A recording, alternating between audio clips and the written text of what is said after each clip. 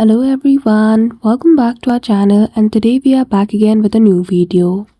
So in this video, I will show you how can you easily fix the issue with black screen on Lenovo laptop. So without any delay, let's get into it. For that, firstly right click on the Windows icon at the taskbar and go to Device Manager. There choose the option of Display Adapters. Choose any one of the adapter given there. And in the Properties section, you will be able to see Update Driver option. Choose it and click on OK. Then choose the option of Search Automatically for updated drivers. Then after you will be able to update it. Now the next step is to go to Task Manager. For that again right click on the icon and you will see the option of Task Manager. Once Task Manager opens, you need to simply go to Details from the top menu and search for Explorer.exe.